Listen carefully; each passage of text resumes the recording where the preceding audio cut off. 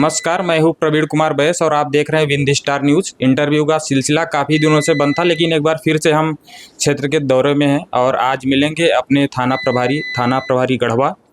बात करेंगे। आपका नाम विद्यावारिधि तिवारी जी है और अभी आप नए नए आए हैं, तो बातचीत करेंगे। कुछ खास मुद्दे हैं कि क्या कुछ चल रहा है, अभी शांति व्यवस्था कैसी है, कई मुद्दाओं पे चर्चा करेंगे। बने रहिए आप विंध्य स्टार न्यूज़ के साथ। तो आप सभी का स्वागत है सर, आपका भी स्वागत है हमारे विंध्य स्टार न्यूज़ में। जी सर, कुछ मेरे खास मुद्दे थे सर, पहले अपना परिचय देंगे सर। मैं विद्यावारिधि तिवारी, जैसा आपने भी नाम बोला ही, यहाँ गढ़वा में रिसेंटली पदस्थ हुआ हूँ। और इसके पहले मैं रीवा ज़िले में था, टीकमगढ़ में रहा हूँ, बालाघाट में रहा हूँ। सिंगरौली ज़िले में मैं यातायात थाना प्रभारी रहा, बरगावा थाना प्रभारी रहा, अल्मोड़ा थाना प्रभारी रहा। अच्छा सर, उस दरमियान आपका अनुभव कैसा रहा यातायात में पहली बार नहीं, पहले भी रह चुका हूँ। रीवा ट्रैफिक इंचार्ज में 2010, 11, 12, 2.5 वर्ष था।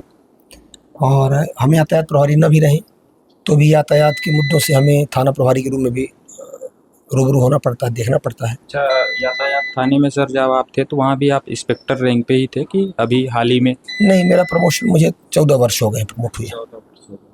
तो सर मेरे कुछ खास मुद्दे थे और बहुत अच्छा लगा आपसे मिल के भी। और सर अभी हाल ही में सीमांकन को लेके कुछ कार्यक्रम चल रहा था, तो सर बताएंगे कि क्या शांतिपूर्ण तरीके से वो निपट गया? हाँ, सीमांकन तो राजस्व का रेगुलर का मैटर है, पर जहाँ कहीं कोई डिस्प्यूट होता है, विवाद की आशंका होती है, तो उसकी स्टडी करके रेवेन्यू टीम और पुलिस टीम संयुक्त रूप से अभियान चलाती है। तो एसपी साहब के और कलेक्टर साहब के दिशा निर्देश पर अभी हम लोगों ने 3 दिवस का एक कार्यक्रम संपन्न किया। 12 जून से 15 जून के बीच में। हाँ, तो लगभग आपका कहना है कि पूरा शांतिपूर्ण तरीके से संपन्न हो गया। बिल्कुल। तो सर अभी कुछ क्राइम को लेके भी बातचीत करेंगे आपसे। सामूहिक अपराध से जैसे जो हानियां हो सकती हैं और छोटे छोटे जो अपराध लोग कर रहे हैं, दरअसल उनके मन में एक धारणा है कि जैसे होता है कि मान सम्मान की बात आती है तो सामने वाला किसी को गाली गलौज कर दिया या 2-4 हाथ चला दिया, और कुछ लोग ये भी जानते हैं कि इसमें उनको जेल नहीं होना है, तो ये बार बार अपराध करते हैं। तो सर जैसा कि बताएंगे, अगर बार बार यदि आप इस प्रकार का अपराध करते हैं तो एक दिन आप किसी बड़े अपराध में फंस जाएंगे और बहुत बड़ी मुसीबत आ सकती है सर। क्राइम, पुलिस का प्राइमरी मैंडेट है detention of crime, prevention of crime. पहले अपराध की रोकथाम करना है। जी। अपराध घटित हो गया है तो डिटेंशन ऑफ क्राइम, फिर उसको प्रोसिक्यूट करके माननीय न्यायालय में साक्ष्य प्रस्तुत करके उनको सज़ा दिलाने की पूरी कोशिश होती है। फिर भी अगर कोई हैबिचुअल ऑफेंडर है तो उसको, उसके ऊपर भी उनको रोकने के लिए तमाम विधियों में उपचार है। उनको हम प्रतिबंधात्मक कार्रवाई कहते हैं। 107-16 होता है, 110 होता है, जिला बदर होता है, NSA होता है, सब उसके हाई ग्रेड क्रमशः बढ़ता जाता है।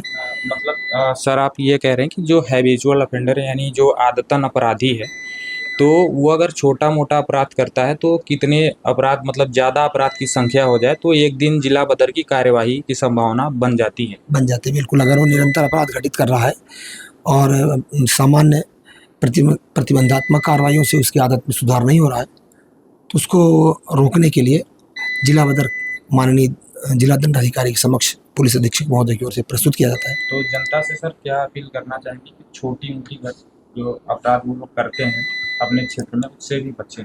हाँ, बिल्कुल। हम लोग निरंतर भ्रमण में रहते हैं और सरकार का तमाम जो मीडिया से और जनसंपर्क विभाग है वो भी गांव में सौहार्द प्रेम कायम रखने की व्यवस्था अपील करता है। हम भी चाहते हैं कि लोग प्रेम पूर्वक रहें। फिर भी कहीं कोई डिस्प्यूट है तो उसको विधिसम्मत तरीके से निपटारा करें। अगर कोई अपराध करता है तो उसके विरुद्ध कठोर दंडात्मक कार्रवाई की जाती है।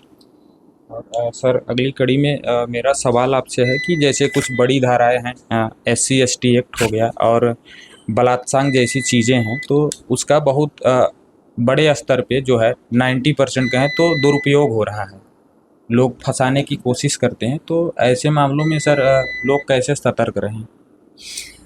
फंसाने की कोशिश जैसा शब्द ठीक नहीं है।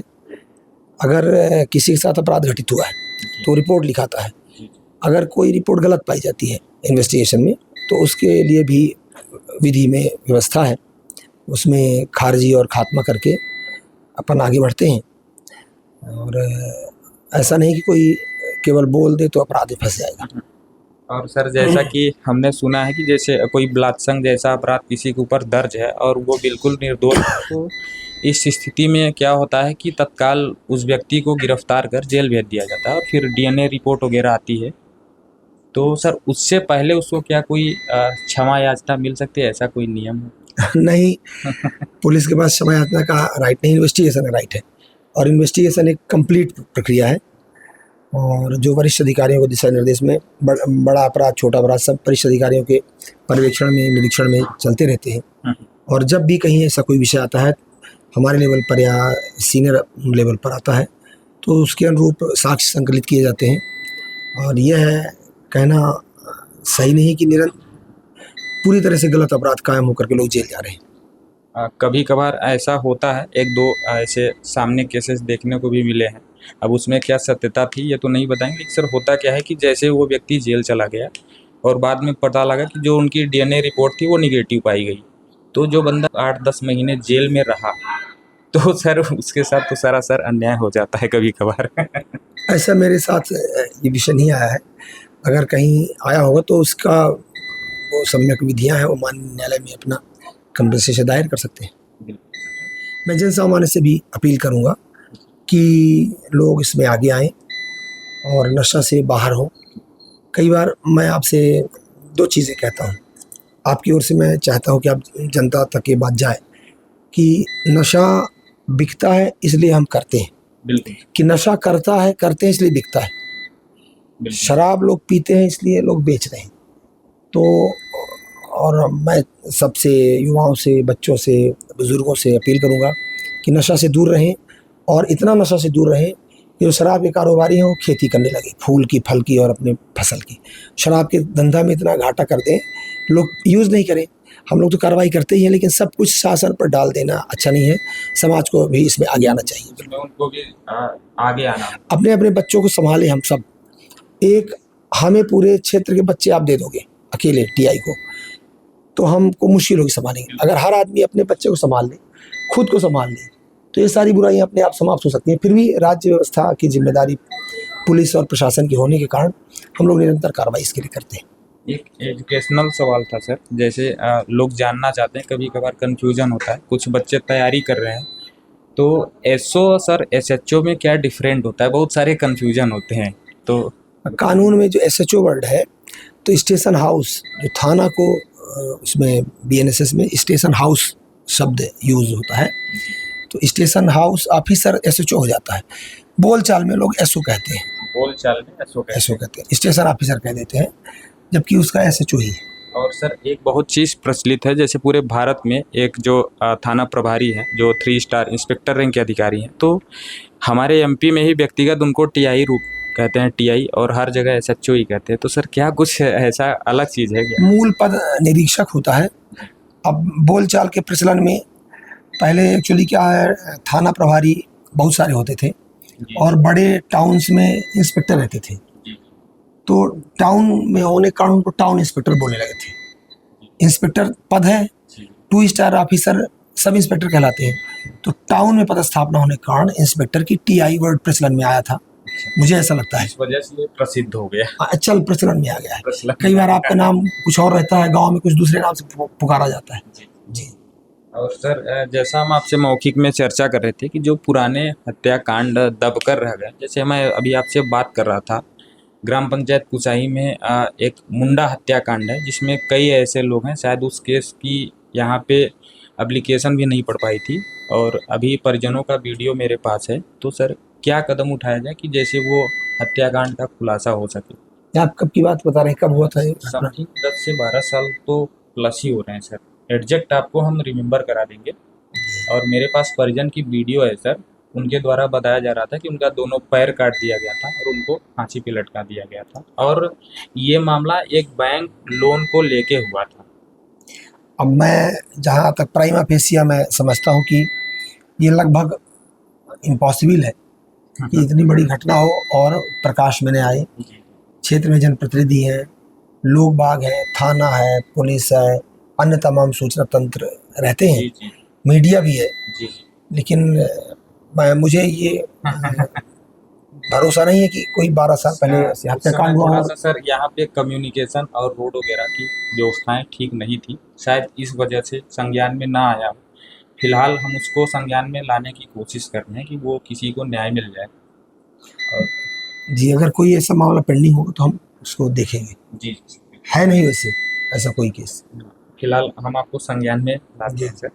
राजस्व मामले को लेकर सर आए दिन जो इतनी ढेर सारी घटनाएं, जैसे मारपीट, किसी का सिर फूटना, पैर टूटना, तो सर इस पर किस तरह की कार्यवाही हो रही सर, इस पर क्या कहेंगे? राजस्व के कारण एराइज होते हैं मैटर कई बार।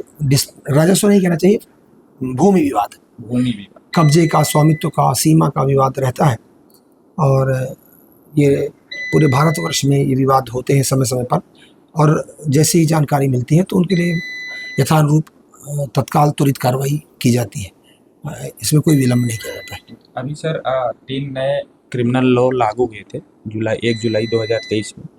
तो सर ये जानना चाहते हैं, जैसे अभी कोई एक एप्लीकेंट आवेदन देता है तो कितना समय पुलिस लेती है एक मामले की जांच करने में, और कुछ ऐसे आवेदन हैं सर बिल्कुल लंबित हैं, 5-5 6-6 महीने से लंबित हैं, लेकिन अभी उन पर कहीं ध्यान नहीं गया। अपराध का हमारे पुलिस अधीक्षक महोदय का ये आदेश है कि जैसे ही अपराध कायम हो, जल्दी से जल्दी उसकी विवेचना पूरी करके, एक निर्धारित हाँ, समय सीमा नहीं है, अलग अलग अपराधों में अलग अलग है, अलग-अलग समय सीमा। तो अपन उसी समय सीमा में कार्य करते हैं, उनकी मॉनिटरिंग चल रही है। और सर क्षेत्र में बढ़ता अपराध और पत्रकारों के साथ बराबर अभद्रता की खबर आप भी आए दिन देखते होंगे सोशल मीडिया पे खबरों के माध्यम से, तो सर ये अपराध बढ़ तो नहीं रहा है। अभी मैंने स्टडी की थी तो पिछले वर्ष की तुलना में इस वर्ष कम अपराध रजिस्टर हुआ है, और ऐसा आज के समय में इतना एक्टिव मीडिया है कि मुझे नहीं लगता कि उनके साथ अभद्रता करके कोई बच पाएगा। नहीं सर, अभद्रता तो फील्ड में हो जाती है, बाकी बचना न बचना बात की बात आती है, लेकिन अभद्रता आज भी लोग कर देते हैं। हाँ, तो अब कैसा स्थितियां हैं, परिस्थितियां हैं, कौन आदमी कितना गुस्सैल है, किसका क्या स्वभाव है, अनेक तरह की सिचुएशन होती हैं। लेकिन मैं ये जानता हूँ कि हमारा मीडिया चतुर्थ स्तंभ है जो लोकतंत्र का, उनको प्रॉपर डिग्निटी और सम्मान के साथ जीवन यापन का अधिकार है। अगर उनके साथ कहीं ऐसी कोई बात आएगी तो हम त्वरित कार्रवाई करेंगे। धन्यवाद इसके लिए। और सर जैसे अभी जो भोली भाली जनता है तो उनका मिसयूज हो रहा है, जैसे राजनीतिक दल के जो लोग हैं उनका मिसयूज करते हैं। होता क्या है कि वही व्यक्ति आपको पहले लड़वाएगा, फिर आपके खिलाफ कार्यवाही करवाएगा, और फिर आपको थाने से जमानत करवा के भी ले जाएगा, छुड़वा के, और फिर अपना आदमी बना लेता है। तो सर इस प्रकार से जो जनता का मिसयूज है, तो क्या संदेश देना चाहेंगे, क्या सूझबूझ से रहना चाहिए? मिसयूज हमारे संज्ञान में नहीं आया है। देखिए, अगर कोई झगड़ा होता है तो निश्चित रूप से आदमी का अपमानित महसूस करता है, प्रॉपर्टी का लॉस होता है, चोट आती है तो उसे अपमान लगता है। वो चाहता है कि हमारे जो आरोपी हैं, अभियुक्त हैं, उनके विरुद्ध कार्रवाई हो। और मैं ये कहूँगा जनता से कि किसी के उकसावे पर लड़ाई झगड़ा ना करें। वैसे मैं बहुत सारे लड़ने वाले लोगों को समझाता हूँ कि लड़ाई ना करें, तो वो कई बार नहीं मानते। अब पता नहीं उकसाने पर क्यों लड़ने लगते हैं। मुख्यतः यही मुद्दा है सर कि किसी के उकसावे या बहकावे में आके कोई अपराध करने को तैयार हो अपना जाता है। विवेक हमेशा उपयोग करना चाहिए। अगर कोई विवेक उपयोग नहीं करेगा तो बहकावे में हमेशा आएगा और वो परेशान रहेगा। क्या सर कभी ऐसे लोगों का फ़ोन आता है आपके संज्ञान में कि हमारा आदमी है, छोड़ दीजिए, आपको दबाव बनाया जाता है कभी किसी नेताओं द्वारा या कोई बड़े लोग? समाज में कार्य करने के कारण हर आदमी एक दूसरे से जुड़ा है। अगर कहीं अन्याय किसी के साथ होता है तो अपने रिलीफ के लिए भागता दौड़ता है, अगर नहीं भी हो रहा तो भी भागता है। लेकिन ऐसा विषय नहीं आता जनप्रतिनिधि लोग कहें कि गलत है तो भी छोड़ दीजिए। हाँ, कई बार फोर्स नहीं किया जाता, फोन आते हैं कि ये ज़रूर, जनप्रतिनिधि नहीं, पत्रकारों के भी आते हैं, समाज के लोगों के भी आते हैं, तमाम लोगों के आते हैं कि अगर गलत नहीं है सर तो ऐसा उनके साथ गलत नहीं होना चाहिए। तो ये अच्छी बात है, इसमें कोई गलत बात भी नहीं है। एक और सर सतर्कता को लेके जो सर बाहरी व्यक्ति आके हमारे क्षेत्र में धंधा कर रहे हैं, तो कभी कभार क्या होता है कि हम एक अपरिचित व्यक्ति से सामान लेते हैं और आसपास हमारे यहाँ की लोकेशन वो शेयर करता है और अचानक कोई गलत एक्टिविटी हो जाती है, कोई बड़ा अपराध घटित हो जाता है, तो लोगों से क्या अपील करना चाहेंगे सर? अभी तक ऐसा इस क्षेत्र में कोई जानकारी संज्ञान में विषय नहीं आया है। वैसे हमारा सूचना संकलन का आरक्षक तमाम लोगों से नेटवर्किंग से जानकारी लेते रहते हैं। हमारा साइबर सेल का ग्रुप भी बना हुआ है, उसमें भी हम गांव के लोगों से कहते हैं अगर कोई ऐसी एक्टिविटी कहीं संदिग्ध गतिविधि दिखती है सूचना दें, फ़ोन से दें, डायल 100 को दें, हमारे वरिष्ठ अधिकारियों का नंबर है उन्हें दें, हमें दें। हम हमेशा तत्पर है 24/7 बिल्कुल 24 घंटे। तो मतलब तैयार सर जनता से ये कहना चाहते हैं कि जिन भी व्यक्तियों से कोई सामान ले रहा है तो वो सतर्क कभी भी रहें। कोई संदिग्ध व्यक्ति दिखे, घटना दिखे, वस्तु दिखे, एक्टिविटी दिखे, तत्काल जागरूक राष्ट्र का जागरूक नागरिक होने के नाते उन्हें संबंधित अधिकारियों प्राधिकारियों को फ़ोन करना चाहिए और अपने गांव के लोगों का भी सहयोग लेकर के उन्हें रोकना चाहिए। सर धन्यवाद, आपने काफ़ी समय दिया और बने रहिए विंध्य स्टार न्यूज़ के साथ। धन्यवाद।